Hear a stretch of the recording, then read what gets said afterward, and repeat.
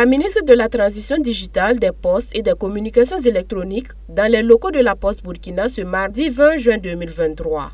Objectif, s'enquérir du fonctionnement de la structure et de son implication dans la digitalisation des services. Après une présentation des réalisations de l'institution suivie d'une visite guidée des lieux, c'est une ministre satisfaite de ce qu'elle a vu. Un point d'honneur a été fait à la Poste Burkina pour une diligente intégration du numérique dans ses offres depuis 2011. Je suis heureuse d'être là ce matin, je suis heureuse de ce que j'ai pu voir, de l'engagement des travailleurs en tout cas dans leur mission qui reste une mission importante. La Poste a été, on va dire, touchée par le vent du numérique dans ses services traditionnels. Donc elle a entrepris une mutation pour faire du numérique une opportunité au-delà de ce que ça a pu apporter comme bouleversement dans leur fonctionnement.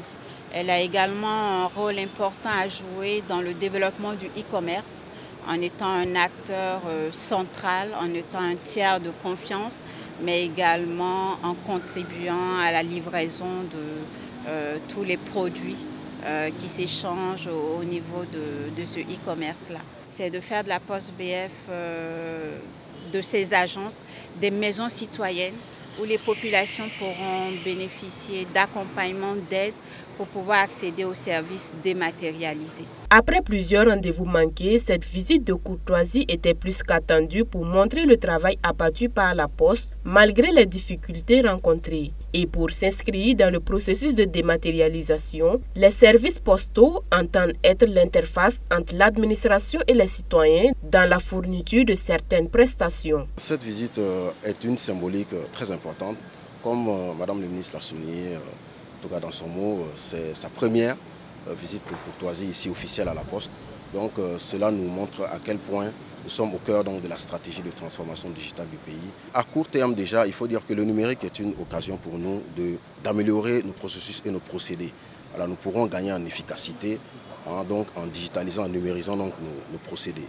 Ensuite, au niveau des produits offerts à la clientèle, ça va nous permettre d'offrir une nouvelle gamme de produits à nos clients et ça va nous permettre également de toucher un plus large public étant donné que notre réseau est certes vaste, mais il n'arrive pas à mailler tout le territoire.